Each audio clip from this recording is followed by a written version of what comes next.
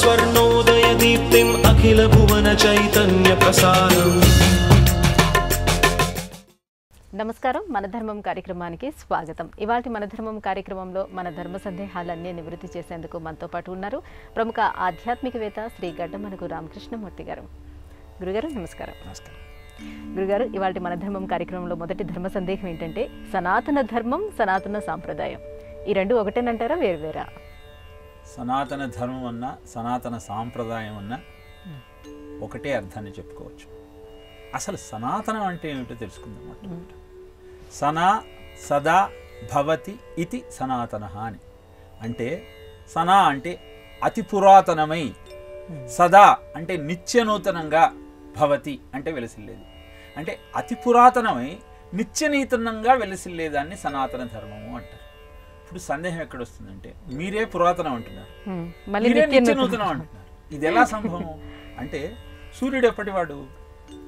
కొన్ని కోట్ల సంవత్సరాల క్రితం. మరి ఎప్పటివాడో కదా, ఇవాళ రాకపోతే నడుస్తుందా? నడవదు. అలానే వివాహం కొన్ని సంవత్సరాల క్రితం జరిగింది. 40 ఏళ్ళు 50 ఏళ్ళు అయిన తర్వాత ఎప్పటి భార్యో ఇవాళ అక్కర్లేదు, ఎప్పటి భర్తో ఇవాళ అక్కర్లేదు అనుకుంటే కుదురుతుందా? భార్యాభర్తల మధ్య ప్రేమ పెరుగుతుంది కానీ తక్కదు కదా. మిత్రుడు బాల్యంలో ఆప్తుడు అమెరికా వెళ్ళాడు, చాలా సంవత్సరాల తర్వాత తిరిగి వచ్చాడు, ఎప్పటివాడో ఇప్పుడు అక్కరలేదు అనుకుంటామా? సనాతన ధర్మం కూడా అదే. ఋషి ప్రోక్తమైనటువంటి ఈ వాంగ్మయము, ఈ ధర్మము మన అందరినీ ముందరికి నడిపించేటువంటి సాధనం. ఎలా అయితే సూర్యుడు అతి ప్రాచీనుడైనా ఈరోజు ఆయన సూర్య కిరణం లేదే మనకు జీవితం గడవదో, అలానే సనాతన ధర్మము యొక్క ఆధారము లేకుండా నీ జీవితము నడవదు.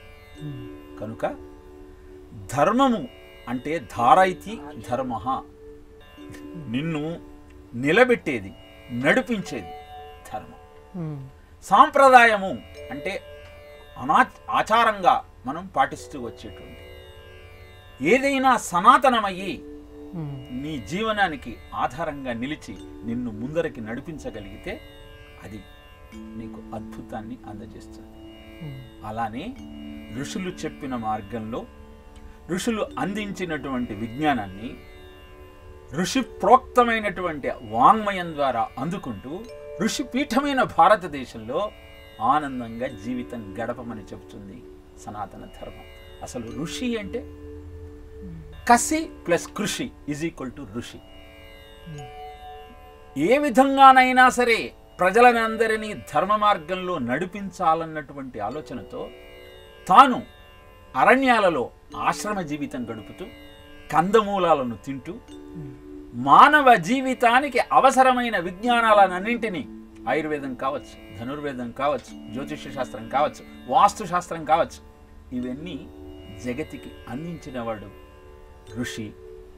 ఆ కసిని కృషిగా మరల్చి అద్భుతమైన విజ్ఞానాన్ని మనకు అందజేశాడు.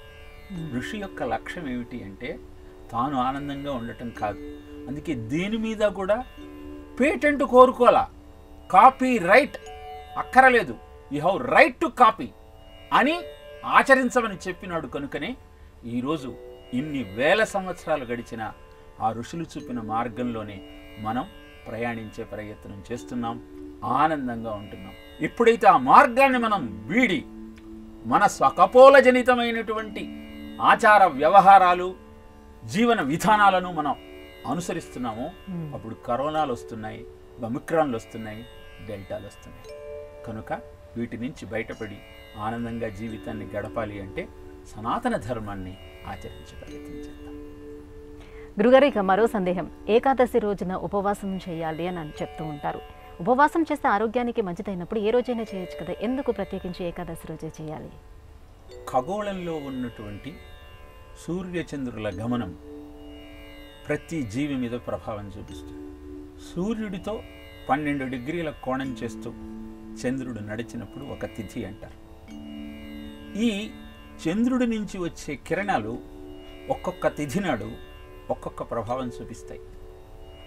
సవితిని మనము అంత శుభకరమైన దినంగా పరిగణించాం.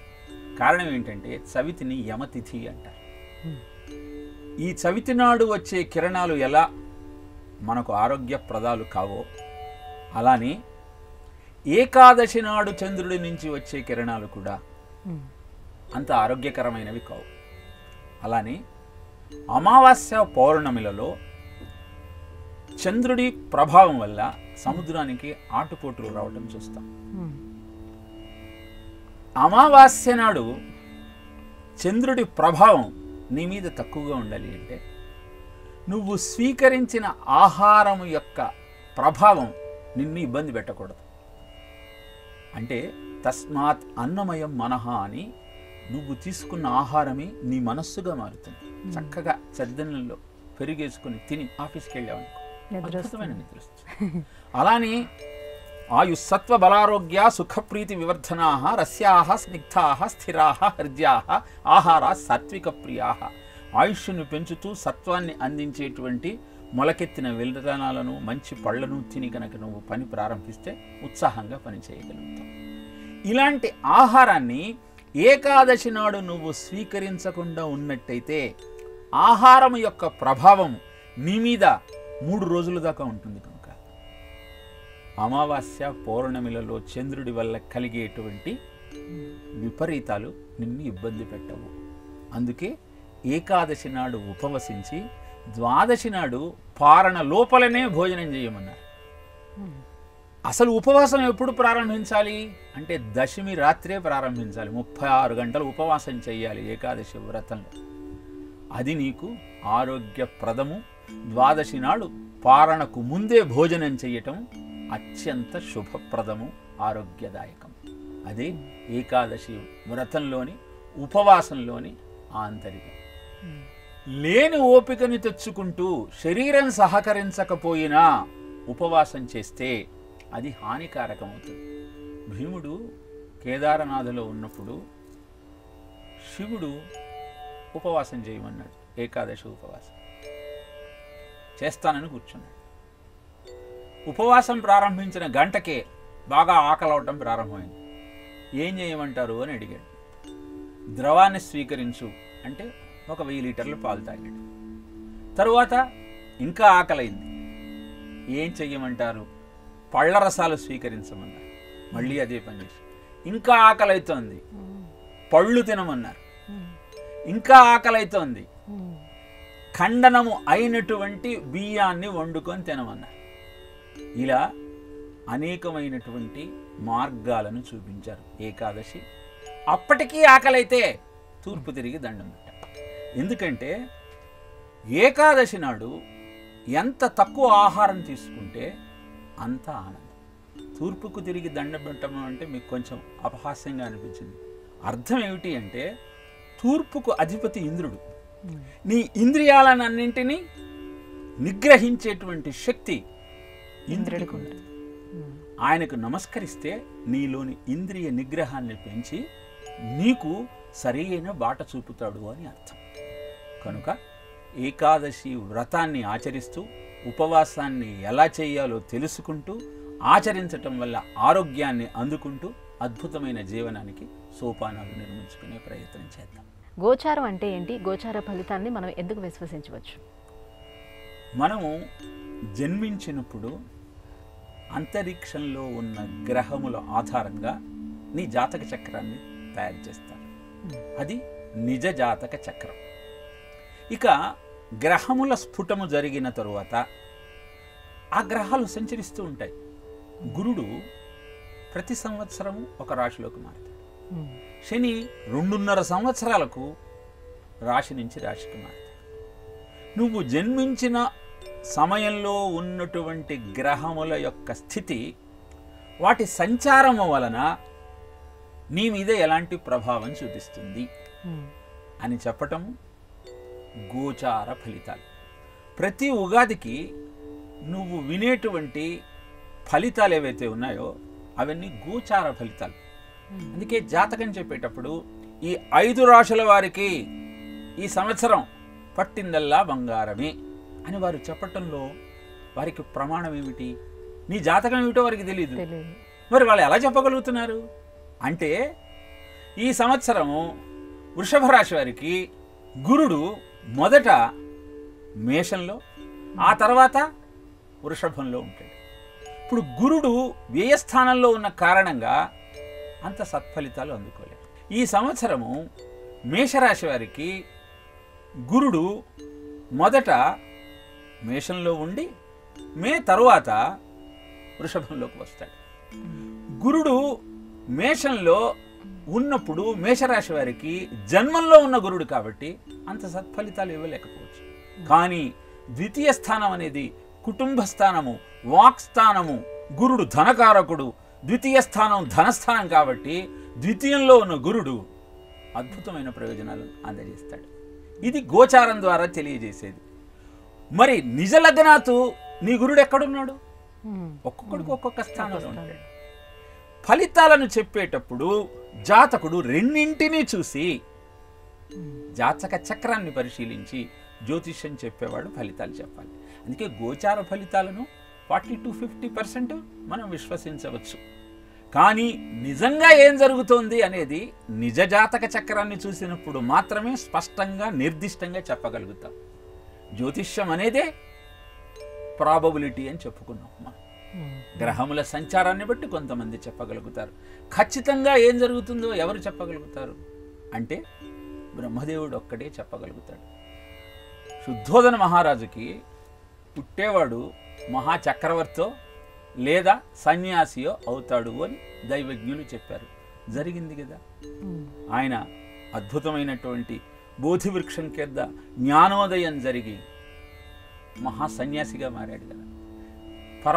కంచి పరమాచార్య వారు జన్మించినప్పుడు గురువు గారు వచ్చి రాబోయే కాలంలో ఈయన ఒక మహా అద్భుతమైనటువంటి సన్యాసిగా మారి ధర్మాన్ని నిలబెడతాడు, అప్పుడు నేను నమస్కారం చేసే అదృష్టం దొరుకుతుందో లేదో అని బాలుడైనటువంటి పరమాచార్యకు బాల్యంలోనే ఉన్నప్పుడే నమస్కారం చేశారు.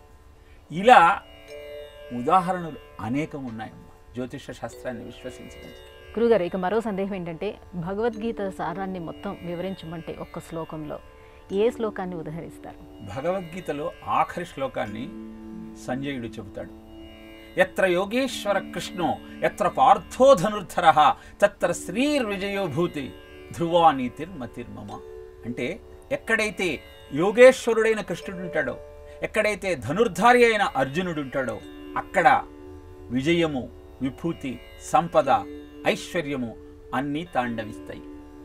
ఇప్పుడు ఆ యోగేశ్వరుడైన కృష్ణుడు అంటే ఎవరు? ధనుర్ధారి అయిన అర్జునుడిని ఎక్కడి నుంచి తీసుకుందాం? యోగేశ్వరుడైన కృష్ణుడు అంటే నీ ఆలోచన, ధనుర్ధారి అయిన అర్జునుడు అంటే నీ ఆచరణ. When thought and action are hand in hand, you are the most successful person in the world. What is the cause of all the problems? అన్ని సమస్యలకు కారణం ఏమిటి అని ప్రశ్నించారు.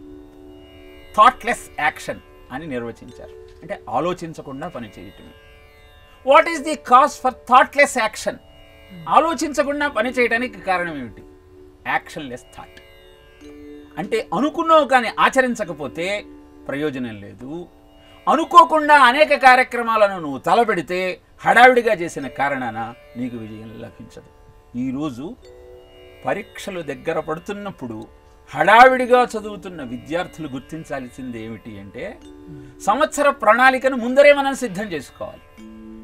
అలానే సిద్ధం చేసుకున్న ప్రణాళికను తూచా తప్పకుండా అమలు పరిచినప్పుడు అద్భుత విజయాలు నీ సొంతమవుతాయి. ఇది భగవద్గీత ద్వారా మనం నేర్చుకోగలిగిన నిత్య జీవిత సత్యం. శ్రీకృష్ణుడు వేణుగోపాలుడిగా పిల్లన్ గ్రోవిని ధరించి మనకు దర్శనమిస్తూ ఉంటాడు కదా, అలా దర్శనం ఇవ్వటంలో ఏమైనా ప్రత్యేక కారణం ఏముందా? శ్రీకృష్ణుడు ప్రతీకాత్మకంగా అద్భుతమైన నిత్య జీవిత సత్యాలను మనకు తెలిసేటువంటి సంపూర్ణ అవతారం. ఆయన చేతిలో ఎప్పుడూ పిల్లలను గోవి ఉండటం చూసి గోపికలకు చాలా ఈర్ష్య కలిగింది. ఎక్కడికి వెళ్ళినా సరే వేణువును దగ్గర పెట్టుకుని వెళతాడు, ఆ వేణువు చేసుకున్న పుణ్యం ఏమిటి, మేము చేసుకున్న పాపం ఏమిటి ఆలోచన కలిగింది. ఆ వేణువును ఒకసారి పరిశీలించాలనుకున్నారు గోపికలంతా. ఇది గమనించాడు శ్రీకృష్ణుడు. అందుకని ఒకరోజు చేతిలో ఉన్న ఆ పిల్లను గ్రోవుని అక్కడ పెట్టి వెళ్ళిపోయాడు. పరిగెత్తుకుంటూ గోపికలంతా వచ్చి దాన్ని తేరిపార చూశారు. ఏముంది? ఏమీ లేదు. ఒక 7 రంధ్రాలు, లేదా కొన్ని పిల్లల గ్రోవులకు 9 రంధ్రాలు. అప్పుడు అర్థమైంది, కృష్ణుడికి నువ్వు చేరువుగా ఉండాలి అంటే నీకంటూ ఏమీ ఉండద్దు. ఏతు సర్వాణి కర్మాణి మై సన్యస్య మత్పరాః అనన్యేనైవ యోగేన మాం ధ్యాయంత ఉపాసతే తేషాం అహం సముద్ధర్త మృత్యు సంసార సాగరాత్ భవామి నచిరాత్పార్థ మయ్యావేచిత చేతసా. ఎవరైతే కర్మలనన్నింటినీ నాయందే సన్యసించి నేనే సర్వస్వం అనుకున్న భావనతో జీవితాన్ని గడుపుతారో వాళ్లకు తోడు నీడ నేనే అయి వాళ్ళని ముందుకు నడిపిస్తాను. ఎంత సమయం పడుతుందని మీరు ఆలోచిస్తున్నారో? భవామి నచిరాత్ పార్థ, ఎక్కువ సమయం ఏం లేదు. మీకు భావన కలిగిన మరుక్షణం నేను మీ వెంట ఉంటాను. అందుకే ఆ తరువాత ఆయన పిల్లను గురువు వదుతూ ఉంటే మురహర రంధన సమయే మాకురు మురళీరవం మధురం. ఓ కృష్ణ, నువ్వు వేణుగానం ఊదితే ఊదేవు కానీ మేము వంట చేసుకునేటప్పుడు వదకయ్యా అన్నారు. ఎందుకు అని అడిగాడు కృష్ణుడు. ఎందుకు అంటే, నీ వేణుగానం విని కట్టెలు కూడా ఆర్ద్రమైపోతున్నాయి, తడిసిపోతున్నాయి వంట కావటంలా. మా హృదయాలు ఎలాగూ తడిసి ఆర్ద్రమైపోయి మెత్తగా మారుతున్నాయి. కానీ జడత్వంలో కూడా అద్భుతమైన చైతన్యాన్ని కలిగించేటువంటి నీ వేణుగానము మమ్మల్ని ముగ్ధులు చేస్తోందయ్యా అంటూ అద్భుతమైన మురళీ రవంలోని మాధుర్యాన్ని, మురళిని ఎప్పుడూ చేతిలో ధరించి కృష్ణుడు సంచరించటంలోని ఆంతర్యాన్ని భాగవతం మనకు తెలియజేసింది. అలాంటి భాగవతాన్ని మనం చదివితే బాగవుతాం అని చెప్తారు. భాగవతము తెలిసి పలుకుట చిత్రంబు, శూలికైన తమ్మిచూలికైన విబుధ జనుల చెంత విన్నంత కన్నంత తెలియవచ్చినంత తేటపరుతూ అంటాడు పోతనామచ్చు. భాగవతంలోని రహస్యాన్ని అర్థం చేసుకోవటం బ్రహ్మదేవుడికి కానీ శివుడికి కానీ వల్ల కాదు. ఇక నా ప్రయోజకత్వం ఏమున్నది? కాబట్టి నేను విన్నది తెలుసుకున్నది తెలియజెప్పే ప్రయత్నం చేస్తాను అని వినమ్రంగా పోతనామచ్చుడు తన యొక్క మానసిక స్థితిని ఆవిష్కరింపజేశాడు. అలాంటి భాగవతాన్ని అధ్యయనం చేద్దాం, జీవితాన్ని సంస్కరించుకునే ప్రయత్నం చేద్దాం.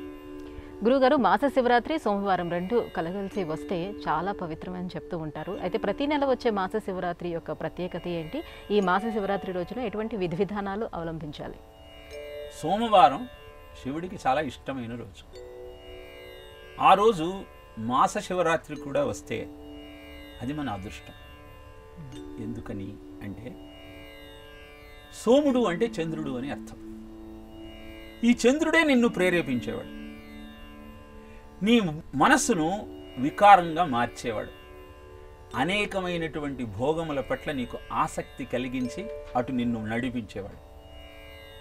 అలాంటి చంద్రుణ్ణి చంద్రోద్భాసిత శేఖరే స్మరహరే గంగాధరే శంకరే సర్పైర్భూషిత కంఠకర్ణ వివరే నేత్రోత్థ వైశ్వానరే దంతిత్వకృత సుందరాంబరధరే త్రైలోక్య సారే హరే మోక్షార్థం కురు చిత్తవృత్తి మమలాం అన్యైస్తు కిం కర్మభిః.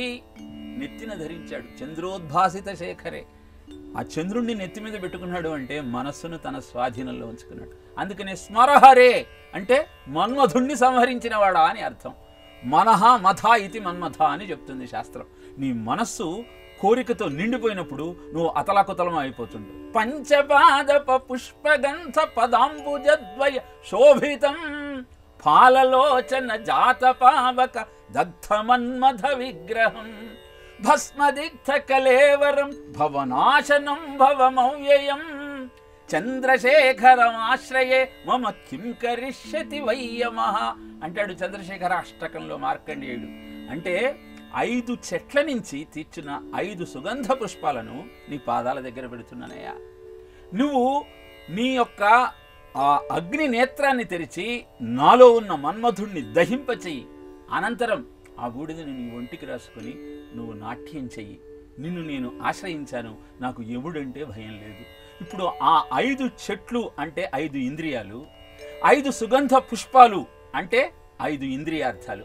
ఈ ఇంద్రియార్థాలను తీసుకువెళ్ళి ఆ శివుడి పాదాల దగ్గర పెడితే ఆయన తన జ్ఞాననేత్రం తెరిచి నీలో ఉన్నటువంటి కోరికను నశింపజేసి, కోరిక నీలో లేనప్పుడు నీకు శివుడికి తేడా లేదు కాబట్టి ఆయన ఆ బూడిదను తాను ఒంటికి రాసుకొని నాట్యం చేస్తాడు.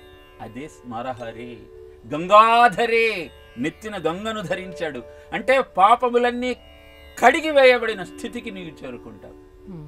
ఇలా అద్భుతమైన ఆ శివతత్వాన్ని సోమవారం నాడు నువ్వు తెలుసుకోగలిగితే ఆ రోజు మాస శివరాత్రి అయింది అంటే మాస శివరాత్రి, పక్ష శివరాత్రి అని మహాశివరాత్రి, ఒక్కొక్క సమయానికి వచ్చే సంధి. చతుర్దశి తర్వాత అమావాస్య వచ్చి నెల అయ్యి ఇంకొక నెల ప్రారంభమవుతుంది. అలానే మాఘ మాసంలో చతుర్దశి నాడు వచ్చేటువంటి మహాశివరాత్రి అయిన తర్వాత పాల్గొన మాసం కాగానే కొత్త సంవత్సరం ప్రారంభమవుతుంది. ఇలా సంధికాలానికి ప్రత్యేకత ఉన్నది. ఆ సంధికాలంలో శివపూజ చేయగలిగితే, ప్రతిరోజు సంధ్యా సమయంలో ఎందుకని శివపూజ చెయ్యాలి అంటే, తరుణీ ఒక్క ముహూర్తముండు మిది సంధ్యాకాలమిక్కాలమందరయన్ భూతగణావృతుడైన కామారాతి లీలన్ వృషేశ్వరయానమున సంచరించుచునుండ అభావ్యం వయ్యే ఇలా ధర్మమున్ వీడగన్ అంటాడు కశ్యపుడు దితితో. సంధ్యా సమయంలో శివపూజ చెయ్యాలి, కానీ సంగమం చేస్తే మహా పాపమమ్మ, రాక్షస సంతానం పుడతారు, అలానే హిరణ్యకశిపులు జన్మిస్తారు. ఇలా సంధ్యా సమయం ప్రతిరోజుకు మనకు సూర్యుడు అస్తమిస్తున్న సమయంలో వస్తే అప్పుడు శివపూజ చేయాలి. అలానే నెలకు ఆ సంధ్యా సమయం వస్తే మాస శివరాత్రి చేయాలి, సంవత్సరానికి వస్తే మహాశివరాత్రి చేయాలి. ఇది సోమవారం నాడు రావటము అంటే మనస్సును నిగ్రహించుకొని అద్భుతమైన జీవనానికి సోపానాలు నిర్మించుకోవటం. శివుడు నెత్తిన చంద్రుడిని పెట్టుకుంటాడు, గొంతులో గరళాన్ని పెట్టుకుంటాడు. పిచ్చివాడు కాకపోతే ఆ గరళాన్ని నెత్తి మీద పెట్టుకొని చంద్రుడిని గొంతులో పెట్టుకుంటే ఎంత ఆనందంగా ఉంటుంది. చల్లని వెన్నెల ఆయన గొంతులో, కఠినమైన గరళము నెత్తి మీద అందరికీ వెళ్ళిపోతుంది. కానీ శివుడు ఏం చెబుతున్నాడు అంటే, గుణదోషౌ బుధో గృహ్ణాన్ ఇందు క్షేలా విశ్వేశ్వర శిరసా శ్లాఘతే పూర్వం పరం కంఠేని యచ్చతి. అంటే నేను నెత్తి మీద చంద్రుణ్ణి, గొంతులో గరళాన్ని దాచుకోవటంలో ఆంతర్యం ఏమిటి అంటే, నువ్వు సమాజంలో తిరిగేటప్పుడు ప్రతివాడిలో మంచి చెడు రెండు ఉంటాయి. వాడిలో ఉన్న మంచిని చంద్రుని వెన్నెలలాగా నెత్తిని పెట్టుకుని అందరికీ చూపించు, వాడిలో ఉన్న చెడును గొంతులో దాచుకో. ఇలా సోమవారం నాడు మాస శివరాత్రి కలిసి వచ్చినప్పుడు మహాన్యాసపూర్వక రుద్రాభిషేకం నువ్వు చేయగలిగితే నీ ఆలోచన విధానమే మారిపోతుంది. నీ జీవితము శివుడిలాగా అందరికీ ఆదర్శమవుతుంది. అంతేకాదండి, శివుడు సంపదలనన్నీ ఇచ్చేటువంటి మహాదేవుడు. కుబేరుడు నవనిధులకు ఎలా నాయకుడు కాగలిగాడు? శివ కటాక్షంతోనే. అందుకే ప్రతి మాస శివరాత్రికి మహాన్యాసపూర్వక రుద్రాభిషేకం మీరు చేయగలిగితే మీరు అనుకున్న కోరికల్లా నెరవేరుతుంది. కొడుకు కావాలంటే పుడతాడు, ఉద్యోగం కావాలంటే వస్తుంది, పెళ్లి కావాలంటే అవుతుంది. ఇవన్నీ కూడా మహాశివరాత్రి నాడు చేసే మహాన్యాసపూర్వక రుద్రాభిషేకం వల్ల, ఏకారత రుద్రాభిషేకం వల్ల సాధించేటువంటి, అందుకోగలిగినటువంటి శుభాలు, సంపద. గురుగారు, ఇవాళ మన ధర్మం కార్యక్రమంలో మాకు వచ్చినటువంటి ఈ ధర్మ సందేహాలన్నీ కూడా నివృత్తి చేసినందుకు ధన్యవాదాలండి. కృష్ణార్పణం. ఇది ఇవాళ మన ధర్మం కార్యక్రమం. రేపటి మన ధర్మం కార్యక్రమంలో మళ్ళీ కలుసుకుందాం. నమస్కారం. ఈ కార్యక్రమాన్ని తిరిగి చూడాలనుకుంటే www.youtube.com/@ETV Life Spiritual లో చూడవచ్చు.